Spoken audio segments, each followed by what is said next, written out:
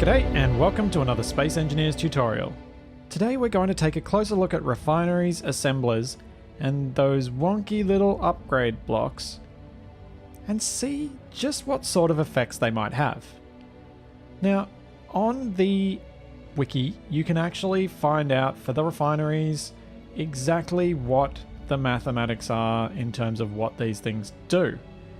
But I don't think I can do an equation like that in my head. Or like that one. Or like that one. It's just not going to be possible. Anything to the power of something else, I'm going to really struggle to do in my head. So, instead of that, what I wanted to do was a bit of a direct comparison between different setups to try and get an idea of what sort of setup might work best for you in any given situation. With our upgrade modules, we've got three options. We've got speed modules, which increase the rate at which we're going to break down the ore into ingots, and also the rate at which we're going to turn ingots into our final components. Then you've got our yield modules, which are supposed to increase the amount of ingots we'll get from any particular volume of ore. And finally, we've got our power efficiency modules. This is going to make our refineries use less power to produce the same amount of minerals. But in most situations where we've got reactors and uranium, we're not so worried about power. What we're really worried about is getting the most bang for our buck in terms of time. In a situation where you've got a lot of ore and mining it isn't particularly difficult, you're probably going to want to optimize your production to get the most amount of ingots in the shortest period of time.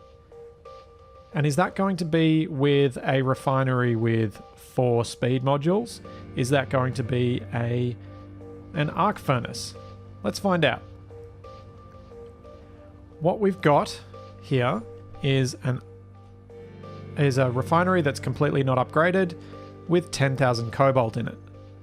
Then we've got a second refinery with a single speed module, again 10,000 cobalt in it. 2 modules and 10,000 cobalt, so on. We've got 4 speed modules, still 10,000 cobalt. And then what I've done here is actually lined up the speed modules slightly differently. When we look at our speed modules, you can see that there's green emissives on the left and red emissives on the right. And if we look at the back of a non-upgraded refinery, you can see our attachment points. When these upgrade modules are placed correctly, they show up green. You can see the ones that I've just attached to armor blocks, they're completely red. What I'm curious about, and which I suspect I already know the answer to, is having upgrade blocks go across 2 refineries. Is that more or less effective or the same as having them perfectly lined up on a single one? And I think it makes no difference. I think this particular refinery will actually have exactly the same output as this one where they're all lined up. Because although this is a single block, it actually has 2 attachment points, and the 2 attachment points are calculated separately. So we're not effectively applying 8 speed multipliers to this one refinery.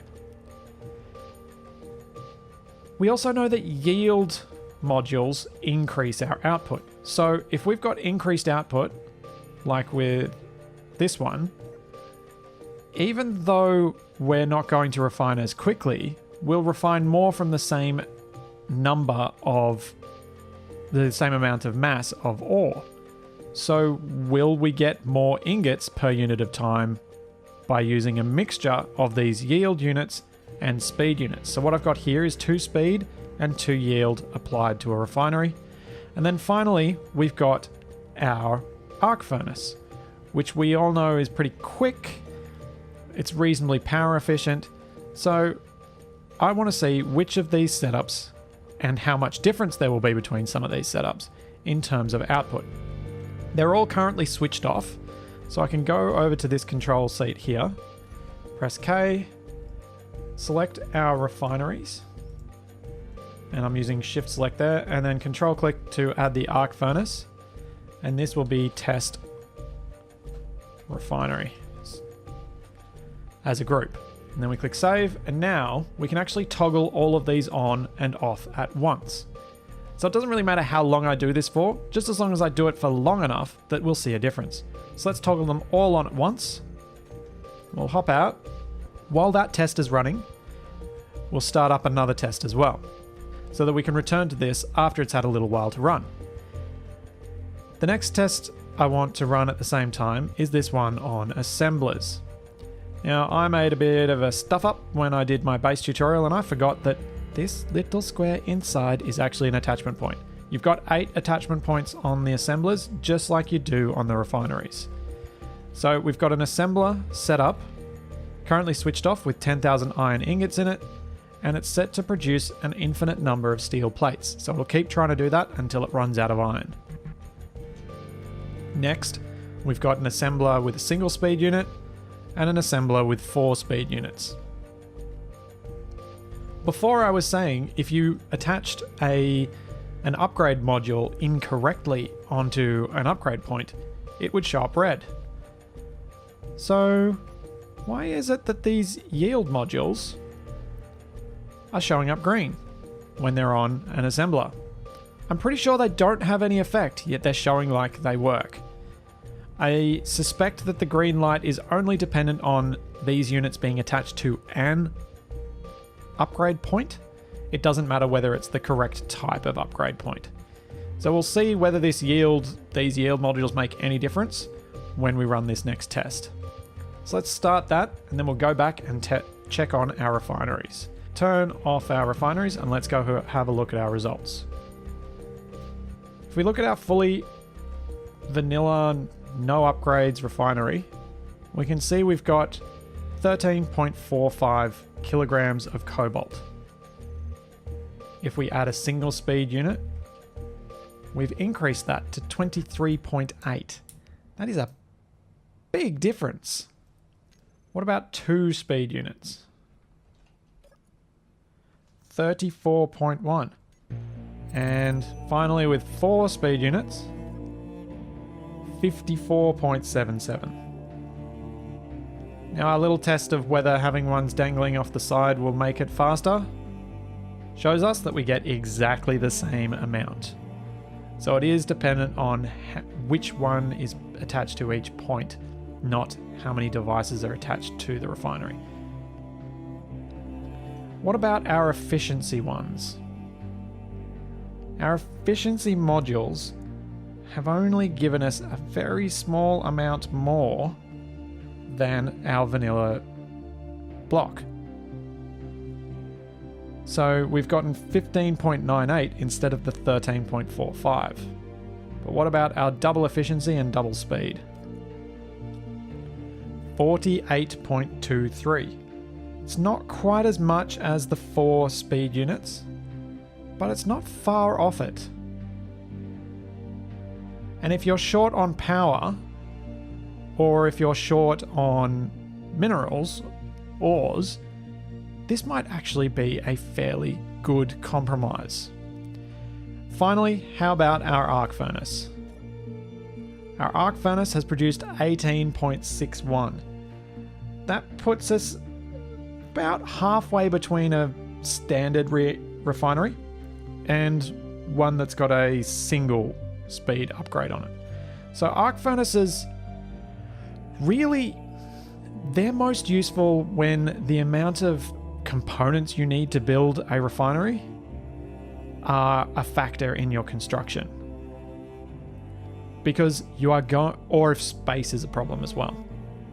Because you're going to get quicker refining out of a refinery that has upgrade modules on it than you're going to get out of an arc furnace.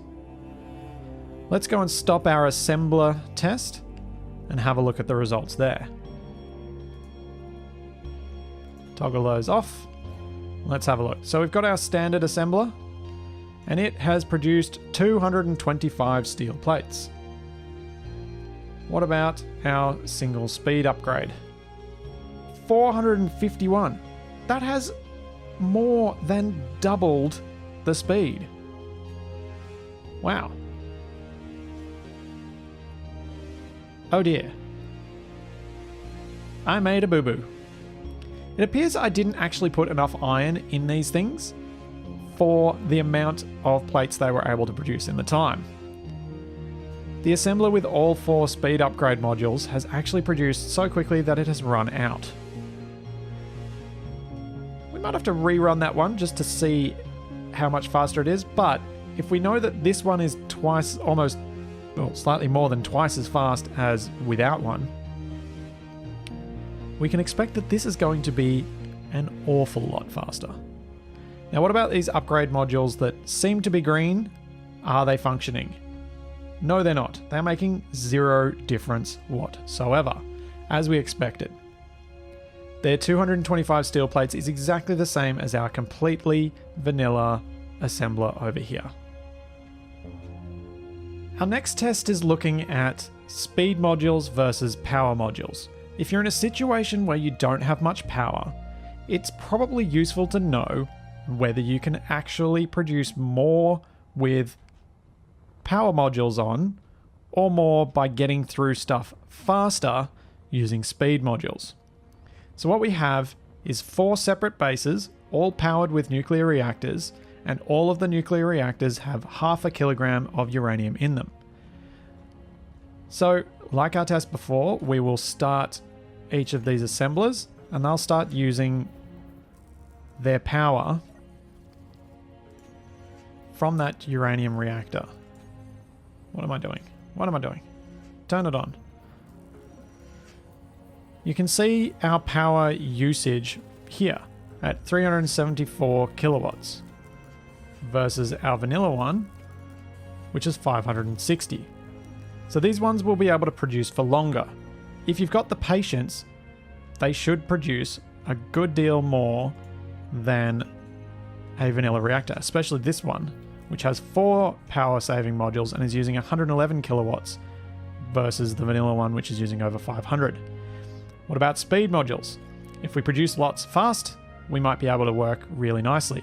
Except you can see that speed modules increase our required input. So if we turn this on, we're actually using up a whole lot more power. So we'll come back to those when they've run out of energy. Hopefully they don't run out of iron first. So because of my impatience, I've changed this test a little bit. Instead of having 0.5 kilogram of uranium in each one of these, we're running on 100 grams. And this assembler with all our speed modules has just run out of power. Our reactor is dead, and we have produced a total of 675 steel plates. Since we know that this assembler uses a lot more power when it's working than our default assembler, I'm interested to find out whether the increase in speed costs us more power than it gains us in time. So what I mean by that is, are we going to see the amount of power generated from that uranium producing less plates with this setup compared to our vanilla setup? And then it'll be interesting to see just how much more efficient these power modules make it in terms of maximum output per unit of power created. The setups where this sort of system is going to be useful, this sort of knowledge is going to be useful, is where we've got a base where we're trying to run off solar power or something else that has a fairly low power output. Let's try and run the same test with our refineries. We've got a vanilla refinery currently switched off, 100 grams of uranium in the reactor, a bunch of cobalt ready to be refined. Same amount of cobalt, same amount of uranium in the reactors for each of the following tests. This refinery has a power module on it to make it more power efficient. This one has 4 on it. This one has a bunch of yield modules.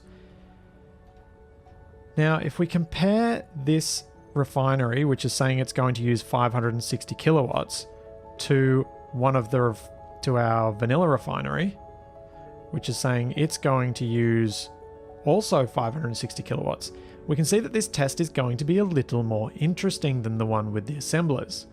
There's the possibility that because we'll get more out of each unit of ore for the same power, the efficiency modules might actually get us more bang for our buck from each unit of uranium or each unit of power that we can generate.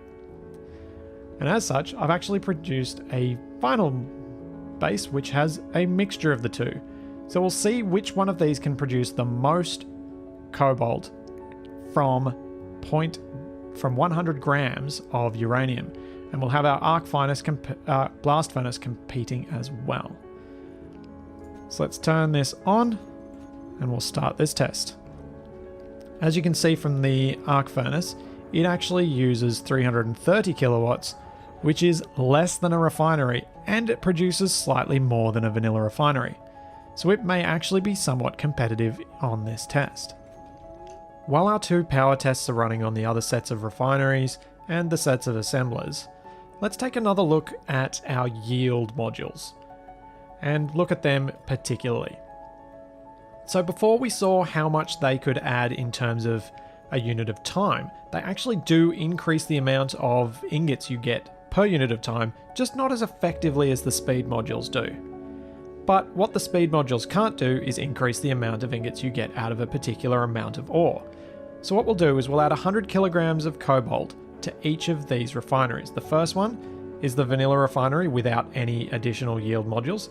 Then we've got a single yield module, double yield module, triple, quadruple, and then we'll pop the same amount into the arc furnace as well. This way we'll get an idea of just how much extra we'll get out of a restricted amount of ore that we might have. So for example, if the only spot of ore you've found of a particular type is held in one of those rocks that's dotted around on the planet's surface, like this one over here. If that's the only source you've found of some particular mineral, you're going to want to maximize how much you can get out of that volume of that ore. So you want to see just how much it might be worth your time to perhaps even remove speed modules and replace them with yield modules temporarily. Or if it doesn't actually gain us all that much, maybe we don't really care, and maybe instead we'll just use some arc furnaces. So we'll let that test run and come back to it in a moment and check how well each of them is going. With the refineries finished breaking down their 100 kilograms of cobalt ore, we can now check the results. And with the first one, we get 24 kilograms. With the single yield module, up to 28.5. Next one, if I click on the button, 33.9. Then we've got 40.4. And finally, with the one with yield modules covering every single one of the upgrade points, we've got double the amount of cobalt. If we compare this to the maths from the wiki, this is exactly what it shows. So it seems like it's currently up to date with what happens in the game. That's good to know that we can actually double our output if we have refineries set up with yield modules covering every upgrade point. So if we are really tight on one particular type of ore, we can properly improve our output in this manner. But what if we wanted to run it through an arc furnace? Well, it'll give us 27. So compared to the 24 of the vanilla one, it's not a huge gain. But remember, the arc furnace has done this with fewer components, a much smaller space, and it's done it quicker than the vanilla refinery.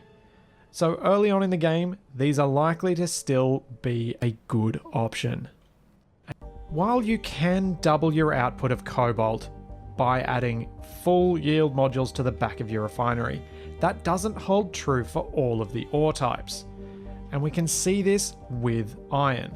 So if I add 100 kilograms of iron to this vanilla refinery, we'll see how many iron ingots we end up with. 56 kilograms. So if we were to double the output by putting this into a refinery with full upgrade slots, you might think we'd get 112 kilograms. But that'd be generating mass out of nowhere. Because we've only got 100 kilograms of ore, how do we end up with more ingots than that? Well, Space Engineers is clever enough to not do that. It will only give us 100 kilograms back. So for any of the ores with a really high efficiency like iron, you're actually not going to get any real benefit out of the last efficiency module. If you have 3 of them on there, you'll get pretty close to that 100 kilo mark. So let's go grab some more from this cargo container and show you just how close it actually gets. Pop this in our one with 3. And we should end up with pretty close to 100 kilograms. 94.2. So that covering up of 2 extra slots only gains us an extra 5.8 kilograms of ingots. Just something to keep in mind if you plan on using your high yield efficiency refineries to refine iron. You might be better off covering across 2 refineries if they're side by side, perhaps with a yield module like that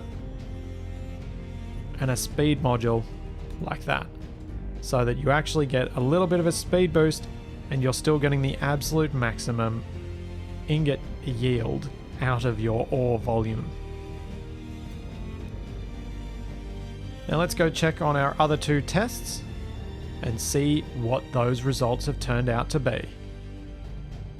We had our assemblers creating as many steel plates as they could from the power generated by 100 grams of uranium. So let's have a look at what our results were. With our totally vanilla assembler, we've got 672 steel plates out of that much power. What about with 1 upgrade module? 1009. So that's almost, it's pretty much roughly an extra 50%. How about if we add an extra 3 modules beyond that? So we've got 4 power modules. We're still going, and we've already created almost twice as much. So it looks like if you're willing to wait the time out, using these power efficiency modules will stretch your power a lot further.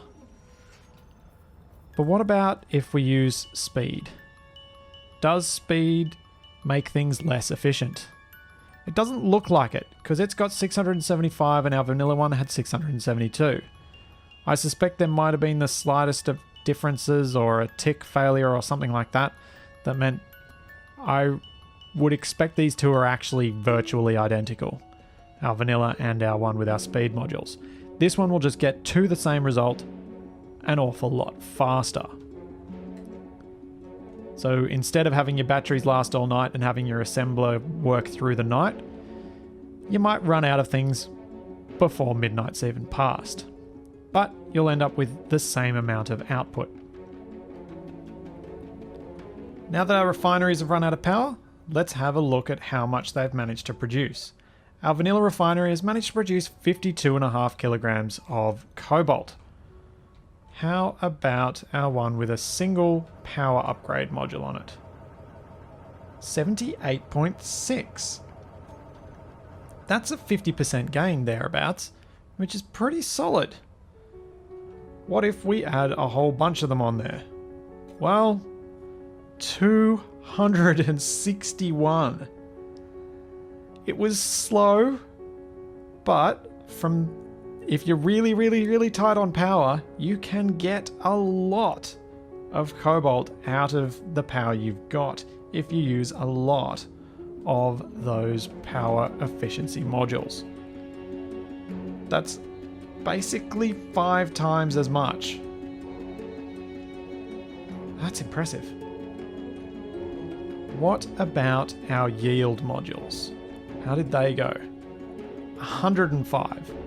So if we're using all yield modules, we can basically double our output for each amount of power we've got.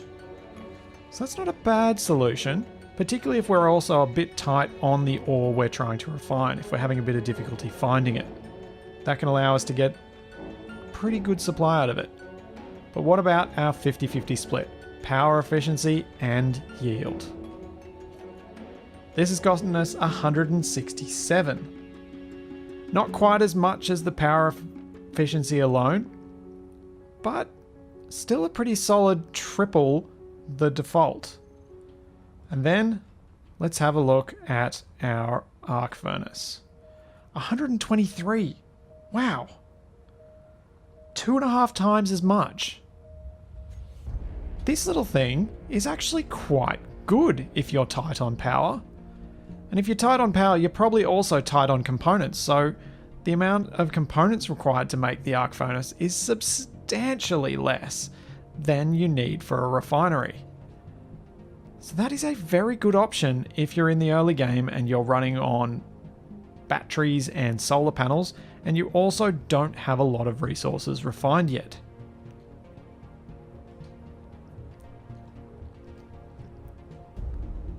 That was a bit of a look into refineries, their upgrade modules, assemblers, and how they work with the upgrade modules. Hopefully this information will be useful to you. I definitely am going to use this to guide how I put my refineries together, and I think it will tempt me to use arc furnaces a little bit more when I'm starting out my base and I'm running off solar alone. If you've got any tips or tricks regarding how you use upgrade modules, make sure to let me know in the comments. As always, there is plenty more to come, so I'll see you then.